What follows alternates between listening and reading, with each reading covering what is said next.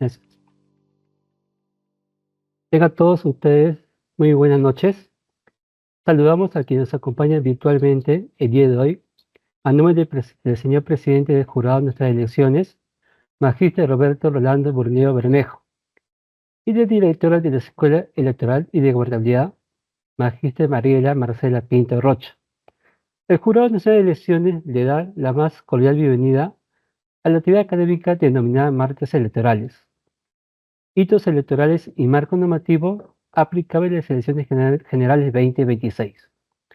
Se organiza la Escuela Electoral y de Gobernabilidad, con el objetivo de promover conocimientos respecto a los hitos y marcos normativos electorales aplicables a las próximas elecciones generales, con el fin de que los participantes conozcan y comprendan los aspectos más importantes del cronograma electoral y las reglas electorales correspondientes. El día de hoy, la conferencia estará a cargo de Ení Pinedo Bravo, de quien a continuación daremos lectura a una reseña de su hoja de vida profesional. Ení Pinedo Bravo es abogada por la Pontificia Universidad Católica de Perú y doctora en Estado de Derecho y Buen Gobierno por la Universidad de Salamanca, con especialización en planeamiento estratégico. Experiencia laboral en distintas entidades estatales y en investigación en justicia, interculturalidad y en temas electorales, siendo autora de diversos documentos y artículos académicos. Se ha desempeñado como asesora de justicia intercultural del Poder Judicial y a la par como secretaria técnica de la Comisión de Planificación del Consejo Ejecutivo de esta misma entidad. Es docente universitaria y actualmente se desempeña como especialista de la Dirección Central de Gestión Institucional del Jurado Nacional de Elecciones. Antes de iniciar con esta disertación, invitamos a cada uno de los y las participantes presentes en esta sala a que hagan sus consultas sobre el tema a desarrollar a través del chat de la plataforma. Sin más preámbulos, cedemos el uso de palabra a nuestra expositora para que pueda iniciar. Adelante, Ení. Gracias, David. Buenas noches, estimados y estimadas participantes. Bueno, ya no diré más sobre mí, ya me presentó mi compañero. Es un gusto participar de esta actividad y agradezco la invitación de la Escuela Electoral y Gobernabilidad del Jurado Nacional de Elecciones, además por el propósito que vienen cumpliendo de buena manera para consolidarse como un referente de alta especialización en estudios electorales, no solo en el país, sino también en la región. Empiezo ya con la exposición, por favor, David, si nos puedes apoyar. De acuerdo. Gracias. Bueno, se me solicitó la exposición del tema que ustedes ven en pantalla, hitos y marco normativo electoral aplicable al proceso de elecciones generales 2026. Así que esto es lo que vamos a exponer seguidamente. Por favor, la siguiente diapositiva.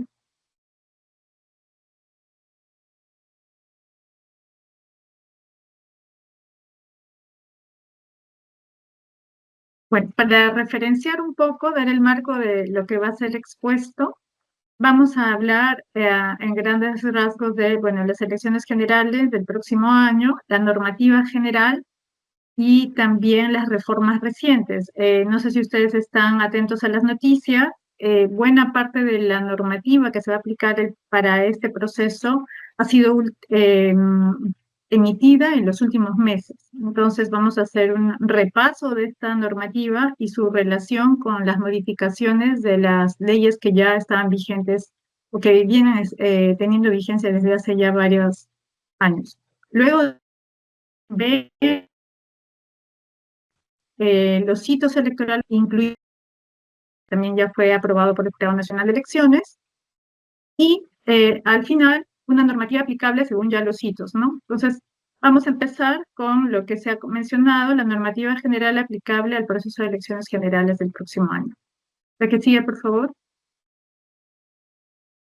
Bueno, como ustedes saben, en marzo de este año ya se convocó al proceso de elecciones generales del año 2026 y las autoridades a elegir el próximo 12 de abril son, bueno, ustedes ya también deben tener idea en base a las noticias, un presidente y dos vicepresidentes de la República en fórmula, en lo que se suele decir la plancha presidencial. Y esta es la novedad. Regresamos a la bicameralidad para nuestro sistema parlamentario. Entonces ya no tendremos un Congreso unicameral, tendremos ahora una Cámara de Senadores y una Cámara de Diputados, tal como existía antes de la Constitución del 93, y por ello esto ha sido establecido en la Ley de Reforma Constitucional, que veremos con un poco más de detalle en un momento. Incluye la elección de 60 senadores y 130 diputados. Además de ellos, tenemos los 5 representantes del Parlamento andino que ya veníamos eligiendo cada 5 años. Entonces, estas son las autoridades que todos vamos a elegir el próximo año. La que sigue, por favor. Bueno, este es un listado de las normas de rango constitucional y legal que son aplicables al proceso mencionado, ¿no? Evidentemente empezamos por la principal norma, que es la Constitución Política, y la Ley de Reforma Constitucional 31988 del año pasado, que es la que modifica, reforma la Constitución en diversos artículos, y una parte de ellos están relacionados al retorno a la bicameralidad. ¿De acuerdo? Como digo, en un momento vamos a ver con un poco más de detalle las reglas a aplicarse en vista de esta reinstauración. Luego, la normativa que se ha venido aplicando en los últimos procesos, la Ley 26859, Ley Orgánica de Elecciones. Esta norma ya tiene desde el año 1997, evidentemente ha sufrido varias modificaciones a lo largo de los años, y también justamente por la reinstauración de la bicameralidad también ha sufrido algunas modificaciones. La Ley 28094, Ley de Organizaciones Políticas, que tiene ya desde inicios de los 2000, la Ley Orgánica del Jurado Nacional de Elecciones 26486, la Ley Orgánica de OMPE 26487, la Ley de Elecciones de Representantes del Parlamento Andino 28360, la ley que modifica la Ley Orgánica de Elecciones y las leyes anteriores es la 32245, que es justamente esta ley que aterriza, digamos, regula lo que ha sido ya establecido con la Ley 31988 sobre la reinsertación de la bicameralidad en nuestro país, ¿no? Entonces son, repito, normas de rango general, empezando la de mayor jerarquía, Constitución y la Ley de Reforma Constitucional, y luego ya las leyes siguientes, leyes orgánicas y leyes específicas especiales en materia electoral. La que sigue, por favor. Y bueno, sobre normas de rango reglamentario, las emitidas por el Jurado Nacional de Elecciones, yo he colocado las principales, hay más. Ustedes pueden revisar en la página web del jurado el listado de resoluciones y reglamentos que en general han sido emitidos. Yo he colocado principalmente en 2 diapositivas, pero hay más, son las más usadas o las que, digamos, al menos para esta exposición resultan más relevantes. Entonces, está ahí el reglamento de registro de organizaciones políticas, el reglamento de la declaración jurada de hoja de vida de candidatos, reglamento de inscripción de fórmulas y listas de candidatos.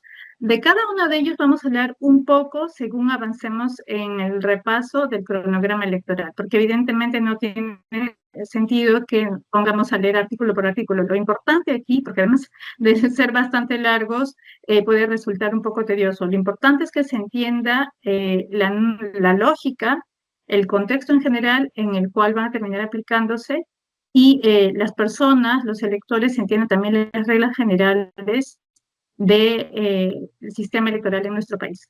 ¿De acuerdo? Una norma que también vamos a revisar a grandes rasgos y que es una novedad, también por eso es importante que forme parte de la exposición, porque requisitos y normativa aplicable, es la implementación ya del voto digital. Esto también lo vamos a ver en un momento. Reglamento del procedimiento de actas observadas. Bueno, esto es un poco más técnico, pero está relacionado con algo que también es una novedad. Entonces ya tenemos 3 novedades, digamos, a nivel de normativo: la reinstauración de la bicameralidad, el voto digital, y este tercero, el reglamento sobre recuento de votos. De eso, cada uno de ellos vamos a hablar en unos minutos. La que sigue, por favor.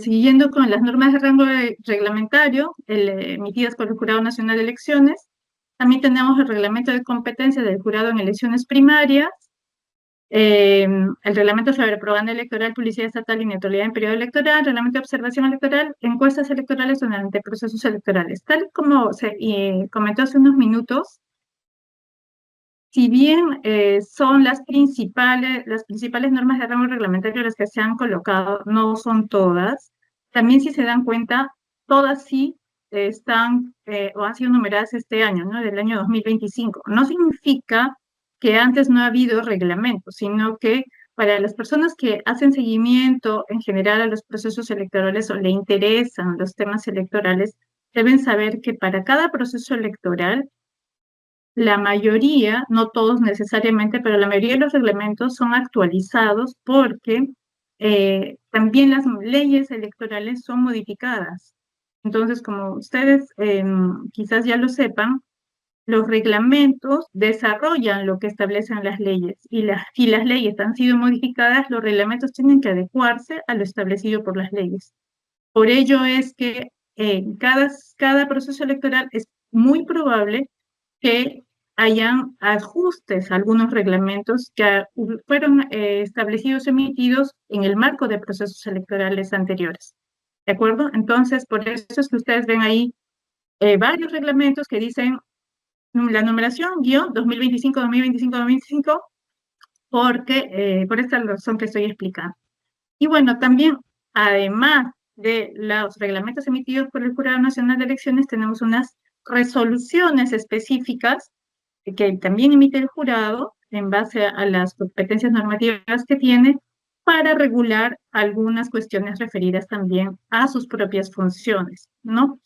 Entre ellas está la que se menciona, una resolución que establece los plazos para renuncias y licencias de autoridades a fin de que postulen en elecciones generales, y otra que haremos en un momento, que es una resolución, la 053, también del 2025, que se publicó en febrero, que define los escaños que corresponden a cada circunscripción electoral. La que sigue, por favor.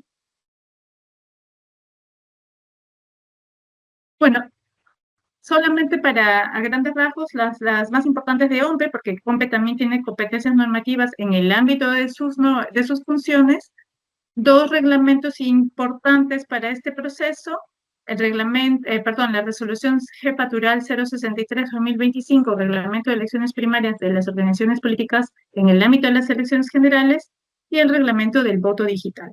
Como ustedes saben, OMPE es el organismo encargado de organizar el proceso electoral y en general, de acuerdo con la ley orgánica o su ley orgánica y otras leyes, es el encargado de implementar el voto digital. ¿De acuerdo? Por eso es que ellos son los que emiten el reglamento al respecto. La que sigue, por favor.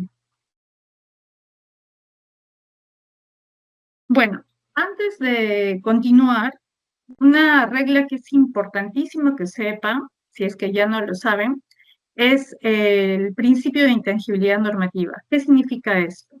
Tal como ustedes pueden ver, la Ley Orgánica de Elecciones contiene un título preliminar. El título preliminar es en algunos cuerpos normativos, es la parte, digamos, aspiracional, donde se encuentran recogidos los principios que rigen ese cuerpo normativo. Y en el caso de la Ley Orgánica de Elecciones, hay un principio, que es este que comento, de intangibilidad normativa, que señala que las normas que regirán un proceso electoral son las que se publican hasta un año antes del día de la elección. En otras palabras, si estamos diciendo que las elecciones del próximo año son el 12 de abril, en primera vuelta, ¿no? El 12 de abril del 2026, esto quiere decir que lo que se publique a partir del 12 de abril del 2025 y que tenga relación con procesos electorales de carácter general, no se van a aplicar en las elecciones generales del 2026, sino en el siguiente proceso o eventualmente a partir del año 2027. ¿De acuerdo? ¿Por qué? ¿Por qué se ha emitido esto? No es que esta disposición existiera desde siempre. Fue emitida en los últimos años debido a que justamente ante tanta modificación de leyes electorales, no había predictibilidad para las organizaciones políticas ni tampoco para los organismos electorales, de manera que desarrollaran adecuadamente sus funciones.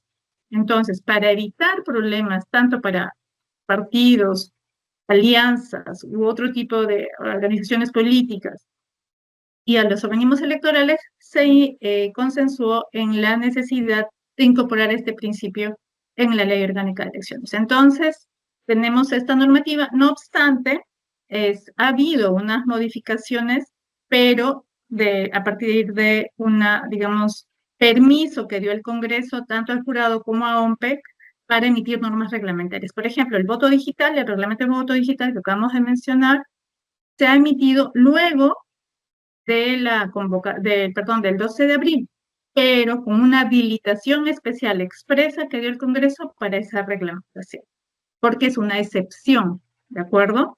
La regla es la intangibilidad. La que sigue, por favor. Reformas recientes, y eso les comentaba hace un momento. Los principales cambios que hemos hablado empiezan, digamos, probablemente por importancia, ¿no? Bueno, finalmente cada uno también le puede dar una importancia, digamos, subjetiva, pero digamos por el impacto que implica en el desarrollo de procesos electorales, la bicameralidad, ¿sí? Y eso les decía, el año pasado se emitió esta ley de reforma constitucional que implica el regreso a la Cámara de Senadores y a la Cámara de Diputados. Entonces, el próximo año todos vamos a elegir a estos representantes, ¿de acuerdo? Y en el caso de los diputados o la Cámara de Diputados tendremos 130 y en el caso de los Cámara de Senadores, 60, ¿de acuerdo?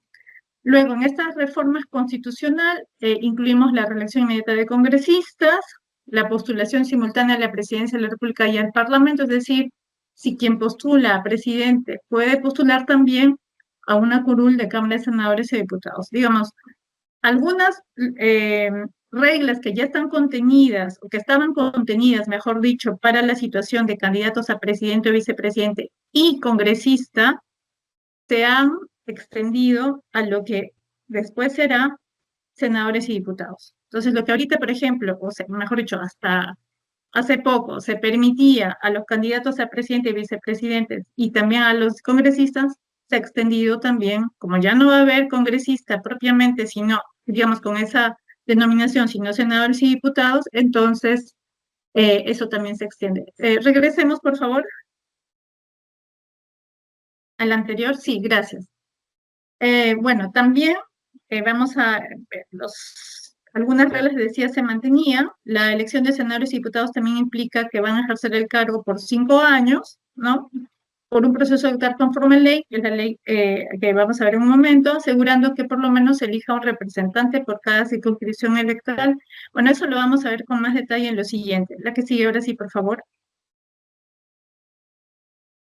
A ver, ¿qué requisitos, según esta ley de reforma constitucional, se requieren para ser senador o diputado? ¿De acuerdo? Pero no nacimiento, de nacimiento, por tanto no un nacionalizado, ¿de acuerdo? En el caso del senador, tener al menos 45 años al momento de la postulación o haber sido congresista o diputado. Claro, esto considerando que significa que los eventuales congresistas actuales, ¿no? Podrían quizás, si es que, bueno, cumpliendo ciertas reglas, postular a ser senador en el próximo proceso. En el caso de los diputados, el requisito, ahí hay una diferencia, si se dan cuenta de edad, haber cumplido al menos 25 años en el momento de la postulación. Entonces, por ejemplo, actualmente el congresista o un congresista puede ser tal con el requisito actual de la edad que corresponde al diputado. ¿De acuerdo? Entonces, la diferencia entre los requisitos para ser senador y diputado principalmente radica en la edad, ¿sí? Pero luego, pero no nacimiento y gozar del derecho de sufragio son requisitos compartidos. Gozar del derecho de sufragio implica, por ejemplo, tener expeditos sus derechos políticos y también, obviamente, contar con un DNI. La que sigue, por favor. Bueno, y aquí ya vamos a explicar con un poco más de detalle las reglas para la elección de los senadores y de los diputados. Entonces, la ley de reforma constitucional que reinstaura la bicameralidad señala que por ley orgánica se van a dar algunas reglas para el sistema electoral de la bicameralidad. Esta ley orgánica es una ley con el rango de ley orgánica, es la ley 32245, que modifica la ley orgánica de elecciones. ¿De acuerdo? Entonces, y también la ley de organizaciones políticas, pero lo que a nosotros nos importa ahorita es la bicameralidad, y esa es la ley orgánica de elecciones. Entonces, la elección del Senado, como se dijo hace un momento, implica elección de 60 escaños. ¿Y cómo se distribuyen esos escaños? A ver, antes de, digamos, revisar esto, vamos a retroceder un poquito a unas cuestiones teóricas. En ciencia política, el sistema electoral no es lo que, digamos, comúnmente conocemos como el conjunto de organismos electorales jurado, OMPE y RENIEC. ¿De acuerdo? En ciencia política, en la teoría, el sistema electoral es un conjunto de reglas, ¿de acuerdo?, que determina los resultados de una elección. Digamos, estoy simplificando porque la noción es un poco más técnica, ¿de acuerdo? Y ese conjunto de reglas que están establecidas en cada estado de acuerdo con su cultura, su historia, su contexto social, político, etcétera, suelen tener algunas particularidades. Pero entre las particularidades también hay elementos comunes. Esos elementos comunes son circunscripción electoral, que es un conjunto de electores asentados en un territorio específico. De ese conjunto va a ser considerado para el cálculo de votos. Ahora voy a explicarlo, digamos, con ejemplos para que se entienda bien. Otro elemento es la fórmula de decisión, es decir, simplificando también, mayoría o proporción, sistema proporcional. ¿Qué significa? El sistema mayoritario, el principio mayoritario. Para cierto tipo de elecciones voy a pedir mayoría simple, mayoría calificada o mayoría absoluta, ¿no? Mayoría simple es el que tenga la primera mayoría, no importa cuánto, pero la primera mayoría. Mayoría absoluta, 50% más 1, ¿no? Y mayoría calificada, que puede ser 60, 70, en fin, un número específico ya definido por la legislación o por una norma en particular. Y el sistema proporcional, digamos, son los dos grandes principios para las fórmulas de decisión.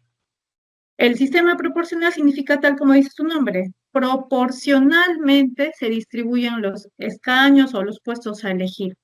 Y para eso hay diversas técnicas. En nuestro país se ha reconocido como la técnica por excelencia dentro del sistema proporcional a la famosa cifra repartidora, ¿de acuerdo? Pero no significa que sea la única técnica. Como les comenté hace un momento, cada estado, cada país define de acuerdo con sus propias particularidades los elementos del sistema electoral que les corresponde, que les es propio. De acuerdo, en nuestro país tradicionalmente se ha utilizado dentro del sistema proporcional la cifra repartidora.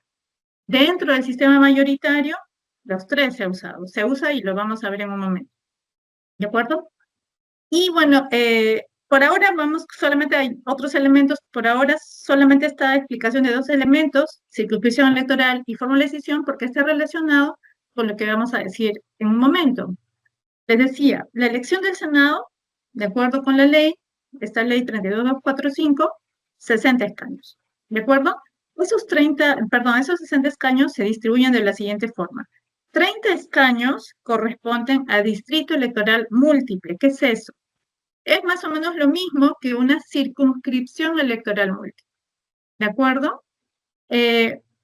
Aplicando el sistema mayoritario. ¿Qué significa? Que, por ejemplo, ahí dice la segunda regla. El territorio de la República se divide en 27 circunscripciones electorales. Se asigna un escaño a cada circunscripción electoral. Vamos a ver. 27 circunscripciones electorales en nuestro país. Para este tipo de elecciones, la regla es también que cada departamento constituye una circunscripción electoral. La regla, porque hay excepciones. ¿Cuáles son? Si le están diciendo que el país se divide en 27 circunscripciones y nosotros somos o tenemos 24 departamentos, ¿verdad? ¿De dónde salen esos 3 que están por ahí sobrando? Bueno, ahí empezamos, por eso decía, con las excepciones. Tenemos los 24 departamentos, más 1, 25, Callao, que no es un departamento, otro 26, Lima provincias, ¿sí? Lima metropolitana es considerada también una circunscripción, más 27 peruanos en el extranjero, ¿de acuerdo? Entonces, esas son las 27 circunscripciones que componen nuestro territorio para efectos de las elecciones congresales. Uy, ¿qué pasó? Pasó algo, pero bueno. Para las elecciones de senadores. También va a pasar con diputados, pero en senadores nos estamos deteniendo, ¿de acuerdo? Porque además, repito, esto es un desafío no solo para los organismos electorales, sino también para los electores. Va a corresponder a los 2 organismos o a los 3 organismos aunar esfuerzos para explicar adecuadamente cómo aplica esto en los electores, para que sus votos no terminen perdiéndose por ejemplo, no haber entendido bien cómo funciona esto. Obviamente, va a haber que hacer mucha capacitación, muchas charlas de este tipo para que se entienda bien los efectos de los votos de cada ciudadano. ¿De acuerdo? Entonces, tenemos estas 27 circunscripciones, se asigna un escaño a cada circunscripción electoral, con excepción de Lima Metropolitana, a la que se le asignan 4 escaños. ¿Eso por qué? Porque lo dice la ley. Y normalmente esto está justificado, entre comillas, porque Lima Metropolitana tiene mayor población electoral. ¿De acuerdo? Pero ya es un número fijo, 4 escaños. Entonces, los 30 escaños, ahí eran 30 escaños, ¿no? Ahora, como el Senado está compuesto por 60, hay otros 30 que tienen que repartirse. Y esos otros 30 ya no van por distrito electoral múltiple, es decir, ya no cada departamento va a ser tomado en cuenta un escaño para cada uno, sino que los otros 30 van a ser para ya todo el país. ¿De acuerdo? O sea, todo el país, todos los electores de todo el país son los que van a ser tomados en cuenta para esos 30 escaños restantes. Entonces, no se olviden, son 60 escaños, 30 para el Senado, ¿no? En estos del Senado. 30 van a ser producto de la votación de cada circunscripción, de estos 27, según lo que acabamos de hablar, y los otros 30 van a ser producto de la votación de todos los electores tomados como un solo conjunto. ¿De acuerdo? Entonces, mientras en este que forma parte de cada departamento, ¿no? Más estos 3, provincias de Lima Metropolitana, Callao y peruanos en el extranjero, ¿de acuerdo? Se guían por el sistema sistema mayoritario, tal como aparece en la primera regla. Estos 30 que se eligen a nivel nacional, se guían por el sistema proporcional. Entonces ahí se dan cuenta que en nuestro país combinamos, ¿no? Tanto mayoritario como proporcional, incluso en un mismo tipo de elección. ¿De acuerdo? Paréntesis, ¿no? Un paréntesis como para entender. Por ejemplo, en las elecciones presidenciales, fórmula presidencial, plancha presidencial, no estamos hablando aquí congresos, senadores, diputados. Fórmula presidencial, como sabemos, gana la fórmula que si el día de la elección obtiene, perdón, el 50% más 1 de los votos, ¿no es cierto? De los votos válidamente emitidos, ¿no? ¿Eso qué es? Eso es mayoría absoluta, ¿no es cierto? Pero si ninguna de las organizaciones que tienen o han presentado candidatos obtiene esa mayoría, pasamos a una segunda vuelta. ¿Y qué dice la norma? Que si en la segunda vuelta, ¿quién gana? El que tiene la mayoría simple. ¿De acuerdo? Entonces, miren, en una sola elección de fórmula presidencial tenemos mayoritario, pero combinamos mayoría absoluta con mayoría simple. ¿Sí? Eso es en fórmula presidencial. Pero en el lado del Congreso, perdón, de diputados, de senadores, perdón, que estamos hablando, también dentro del mismo elección de senadores estamos combinando mayoría, por un lado con unos 30, con 30 escaños, con otros 30 escaños tenemos proporcional. Por eso es que, repito, van a ser muy importantes las capacitaciones, las charlas, etcétera, para que los electores entiendan bien el efecto de su votación. ¿De acuerdo? Y tal como rige también actualmente, o ha regido, perdón, en el Congreso, les es aplicable el doble voto por preferencial opcional. La que sigue, por favor. Ya me detuve mucho, pero como es tan importante la elección del próximo año porque estamos regresando a la bicameralidad, probablemente muchos de los que están conectados nunca han vivido la experiencia de un Congreso bicameral. Yo sí.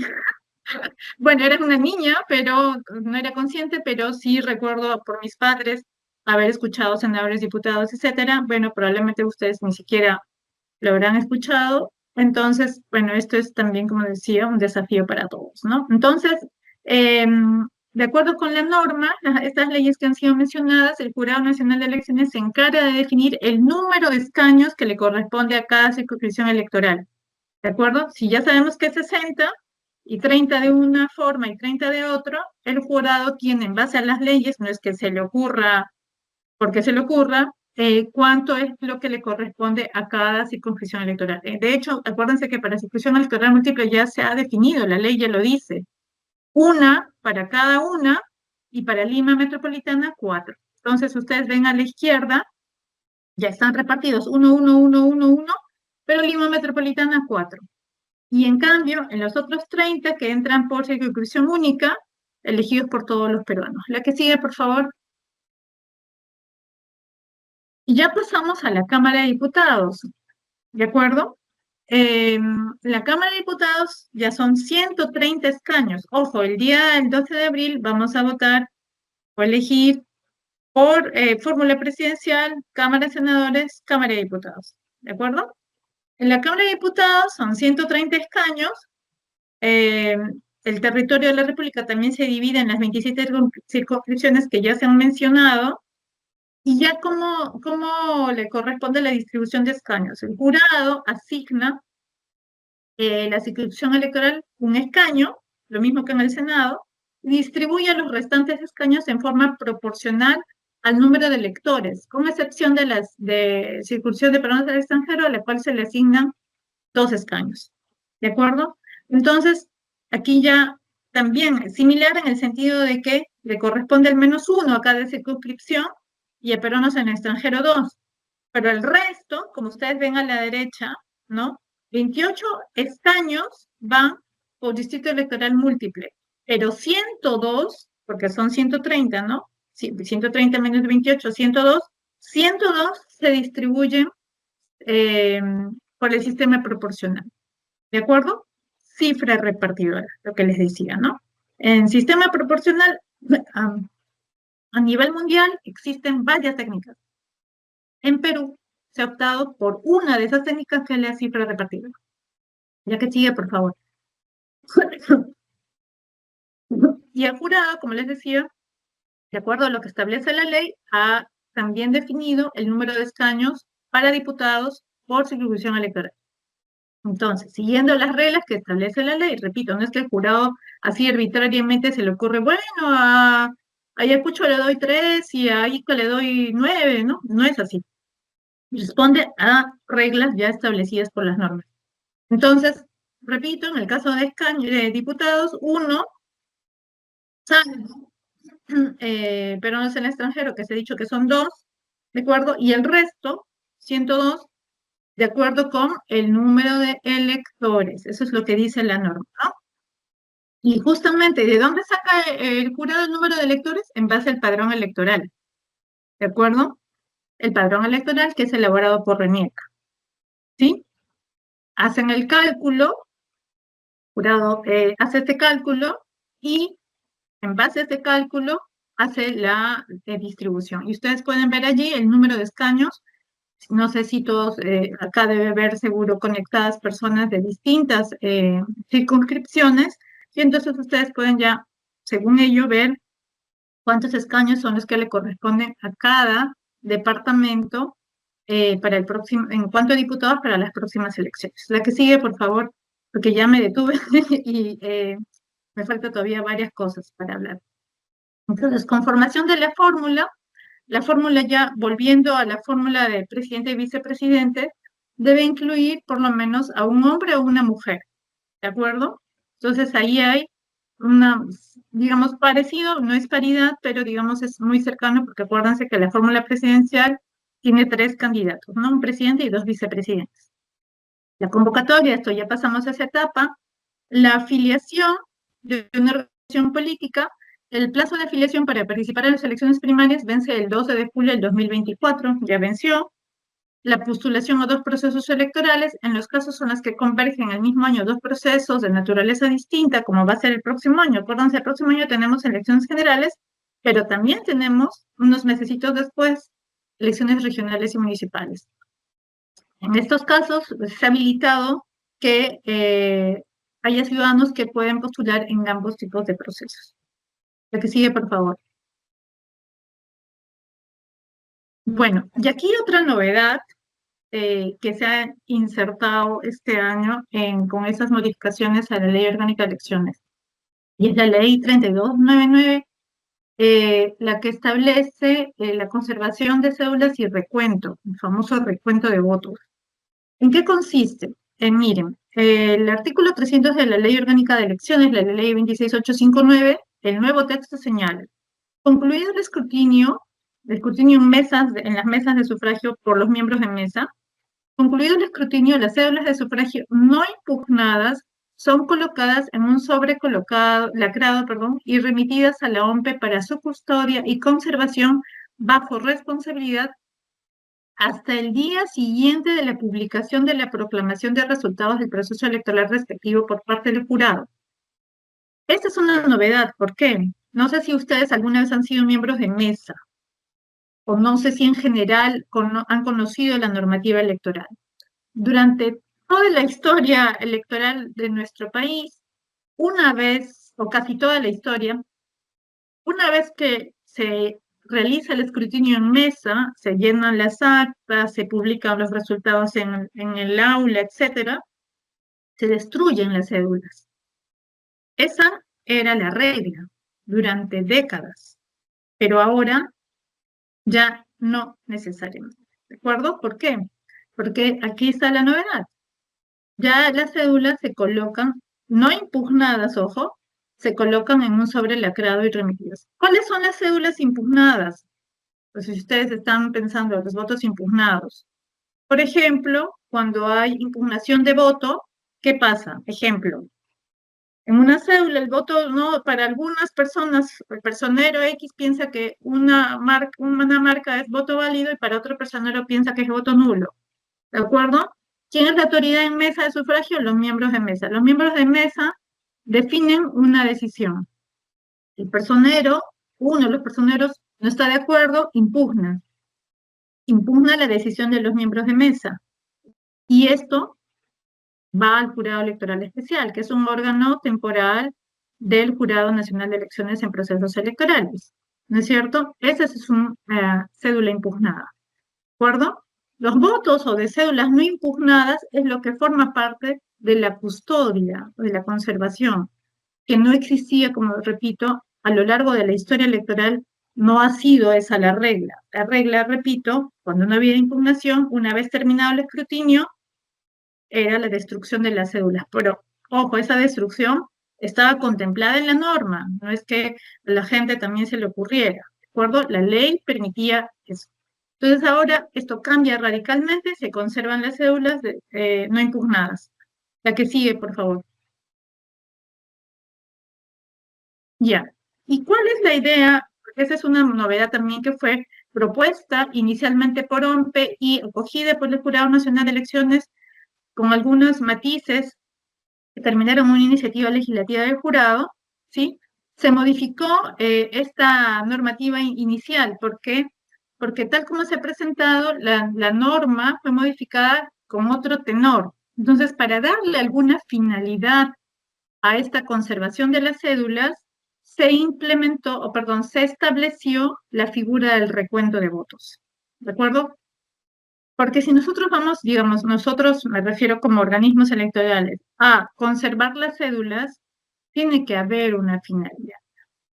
Y el recuento de votos debería eventualmente esa finalidad. Y luego incluso dentro del recuento de votos hay una finalidad más específica, porque no se recuenta solo por recontar, digamos, y eso lo vamos a ver un rato. ¿Qué dice la norma? El escrutinio realizado en las mesas es irrevisable con excepción de los supuestos establecidos en el artículo 185, el que les digo, de la impugnación de voto, ¿no? Cuando un personero dice que es voto válido y otro personero dice que es voto nulo. U otro caso de impugnación en mesa es cuando hay una suplantación de identidad, ¿no?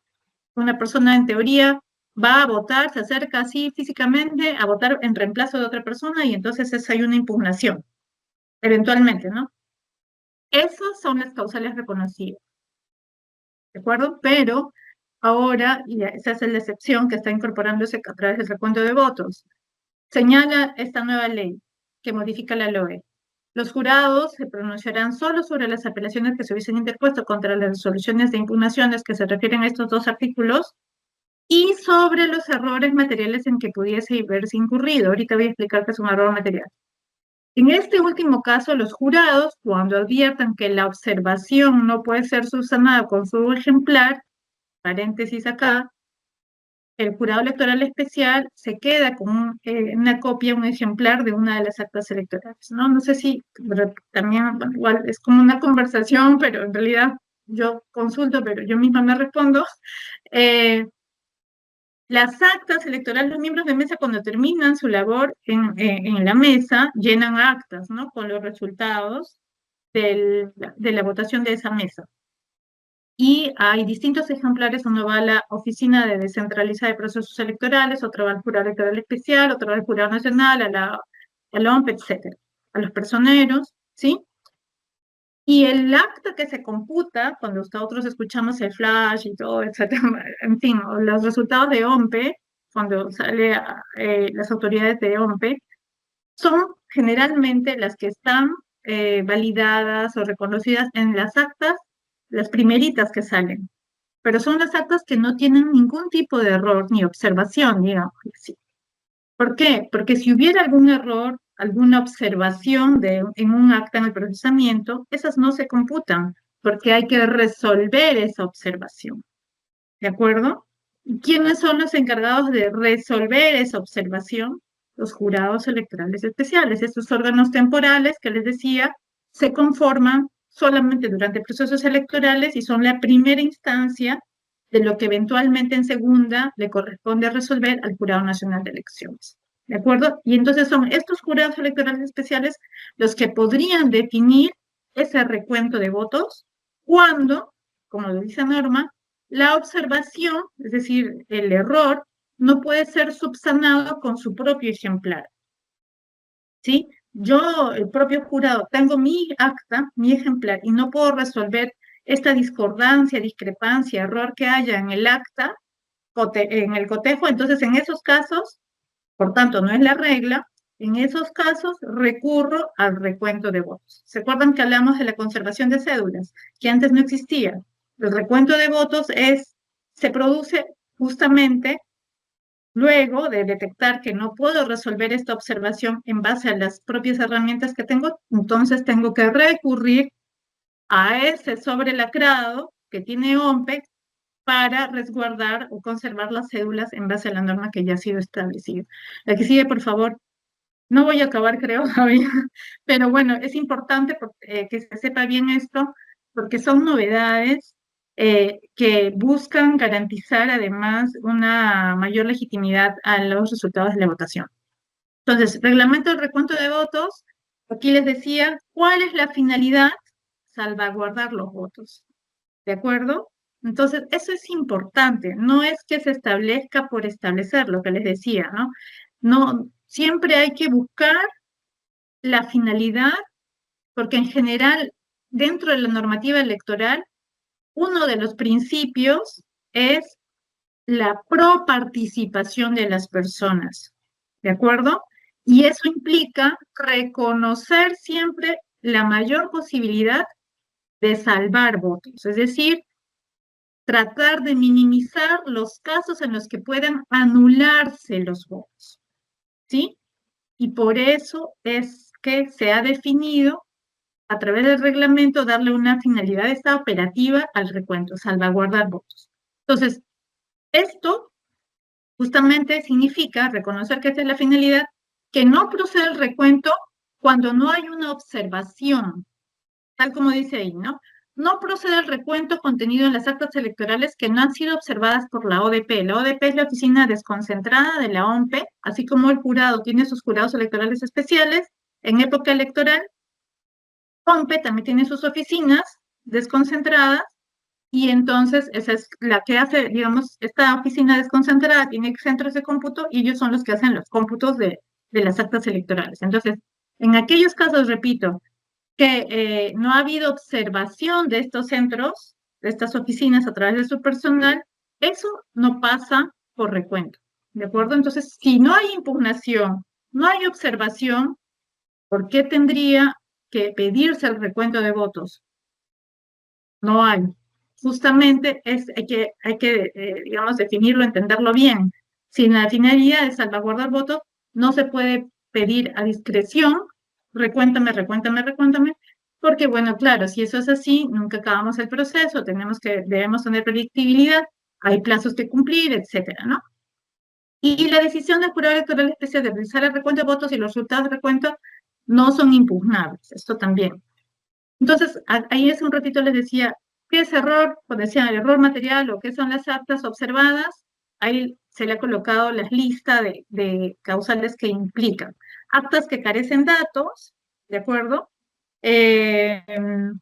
Por ejemplo, no sé, nos han colocado algunos números, en fin, actas incompletas, actas con error aritmético. ¿Qué significa eso? Error aritmético no cuadra la suma, ¿no? O sea, llegaron un número aquí en mi lista de lectores, no sé, tengo 100 y en mis votos tengo 80, no cuadra. ¿No? Ese es un acta con error aritmético. ¿De acuerdo? Quizás por cansado los miembros de mesa ya querían irse, en fin. Hay muchas razones por las cuales puede haber un acta con error aritmético, actas ilegibles también de cansados, ya están, como tienen que llenar los miembros de mesa tantas actas, ya no se entiende bien las cifras que han colocado, actas sin firmas, etcétera. La que sigue, por favor. El voto digital. Yo creo que con este tema, no sé, David, tú me comentas, porque también es una novedad importante que el jurado va a fiscalizar también, tanto como que el voto va a ser una cuestión un poco más amplia, el voto digital ya, de alguna forma, el voto electrónico se ha aplicado, pero ahora va a ser, digamos, ya de manera más abierta, no a todos, pero esto va a ser progresivo y el jurado también va a fiscalizar esta implementación a cargo de OMS. Entonces, el voto digital es un mecanismo alternativo equivalente a sufragio por cédula, es un voto a través de Internet, no presencial, que va a implementar OMPE, y bueno, es una aplicación progresiva. La norma establece cuáles son los grupos priorizados, acá dice población electoral de peruanos residentes en el extranjero, Fuerzas Armadas y Policía Nacional, unidades campesinas, pueblos indígenas, así como otras que por su naturaleza se considere pertinente. ¿Cuáles son los requisitos? Tener DNI electrónico necesariamente, con certificado digital vigente, y bueno, algunos otros requisitos lectoras, en fin, un poco más operativos o técnicos. La que sigue, por favor, David. Ya viendo al reglamento, el reglamento emitido por OMPE, el voto digital permite al elector emitir su voto en forma, bueno, lo que decía, voto no presencial, y bueno, debe tener certificados digitales vigentes. La que sigue, por favor.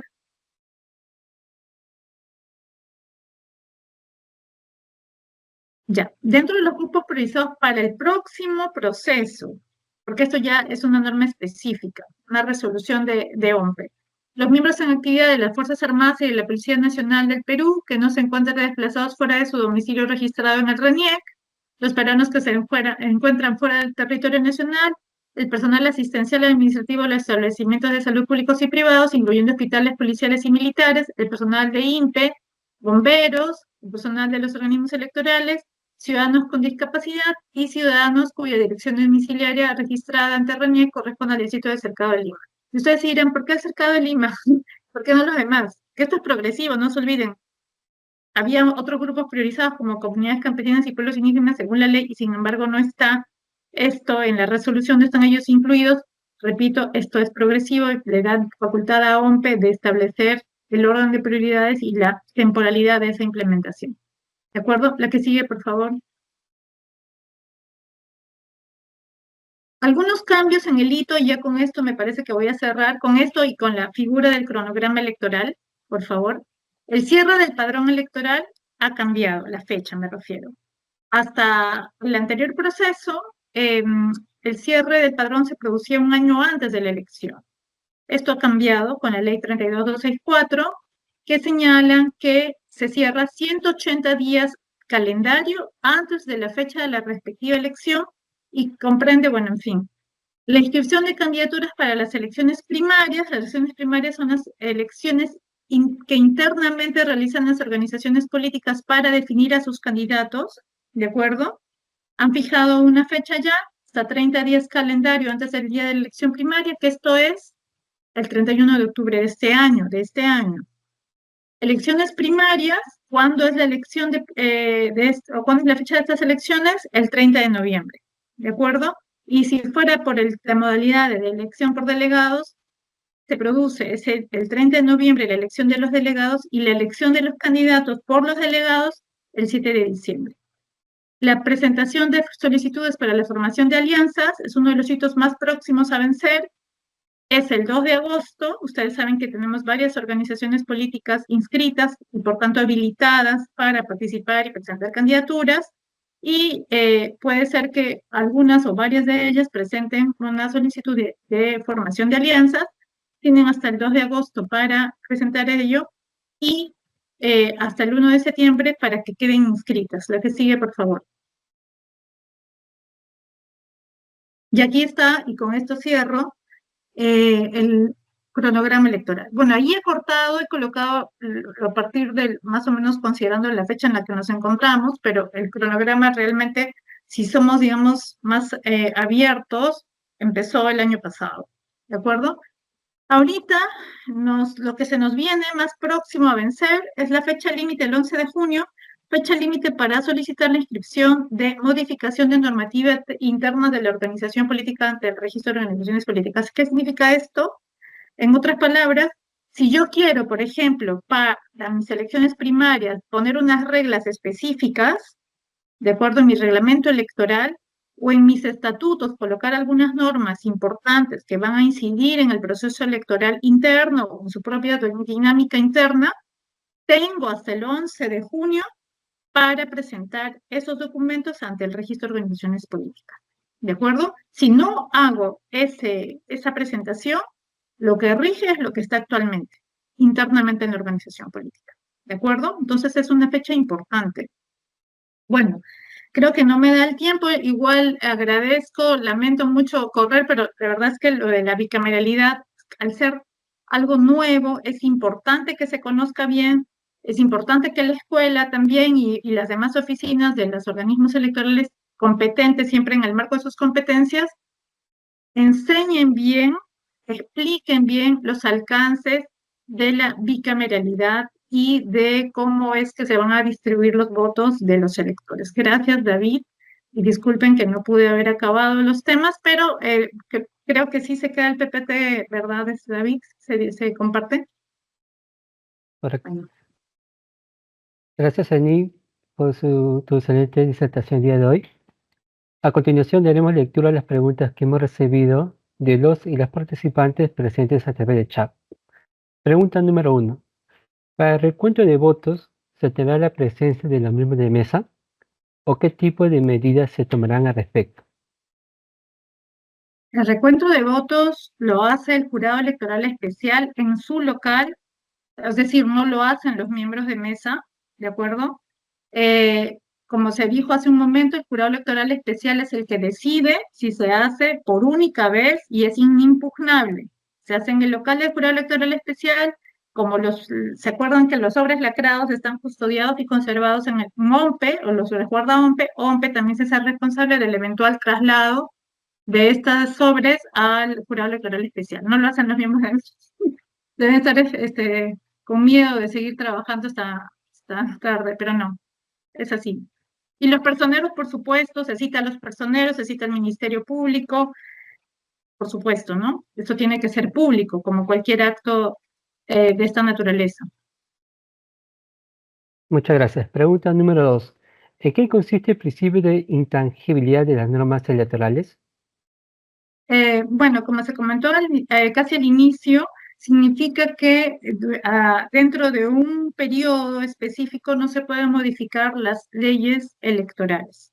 ¿Por qué? Porque como también se comentó, debido a las constantes modificaciones, se pierde predictibilidad o se debilita la predictibilidad de las reglas del juego que deben regir en un proceso electoral, que no solamente involucran a los organismos electorales, sino principalmente a la ciudadanía y a las organizaciones políticas. Con tantas modificaciones, uno termina confundido y evidentemente necesitamos certeza. Por eso es que se da un plazo, ¿no? Que es un año antes del proceso de la fecha de la elección respectiva. Hasta esa fecha solo se pueden hacer modificaciones que resulten aplicables a ese proceso. Si después de esa fecha hay alguna modificación, esa modificación ya sería aplicable para después de culminado ese proceso. En eso implica. Correcto, gracias. Y la última pregunta que hemos recibido de los participantes, ¿en qué momento se impugna el acta electoral? ¿En qué momento? Se impugna el acta electoral. Creo que se refieren a las cédulas. Las Correcto. cédulas se impugnan en la mesa de votación, ¿de acuerdo? Y lo hacen los personeros de las organizaciones políticas presentes durante el escrutinio, porque esto sucede, bueno, puede pasar durante la votación, no solamente durante la votación, sino también durante el escrutinio. Les decía, la votación es, por ejemplo, si hubiera una suplantación o una supuesta suplantación de identidad, una persona que va a votar por otra, un personero, en fin, alguien impugna y entonces eso ocurre durante el acto del día de la votación. Luego está la eventual impugnación del voto a través de la cédula, esto que le decía el voto, voto válido, voto nulo. Eso es lo que hemos hablado. Ahora, impugnación de acta también ocurre, la impugnación del acta, que también le correspondería al personero. Y esto ya podría pasar como, digamos, lo retiene OMPE, la personal de OMPE, para que justamente el jurado electoral especial, ¿de acuerdo?, sea el que se pronuncia en base a esto que pueda reclamar el personero. No es lo mismo, por tanto, una acta impugnada que una cédula o un voto impugnado. Además, lo que ocurre en la mesa, tanto en votación, en impugnación de identidad como en impugnación de voto, es resuelto por los miembros de mesa en primera instancia y en segunda instancia por el jurado electoral especial.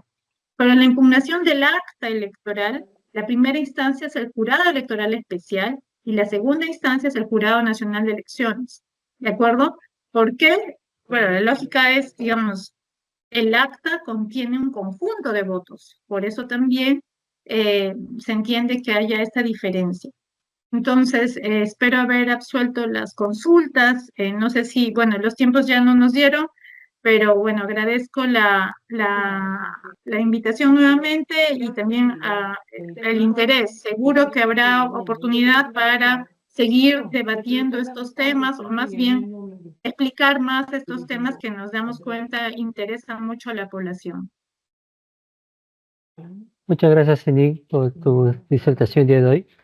De parte de la Gracias. Escuela Electoral y de Gobernabilidad, agradecemos la participación de nuestra expositora, así como la participación de cada uno de los presentes que nos acompañó el día de hoy. Les invitamos a seguir participando en nuestras próximas actividades académicas, ingresando a nuestras páginas institucionales, páginas de jurados de elecciones y de la Escuela Electoral de Gobernabilidad y nuestras redes sociales. Por último, le invitamos a que pueda completar la encuesta de satisfacción que se le estará enviando en los próximos días a su correo electrónico. Que tengan todos muy buenas noches. Muchas gracias.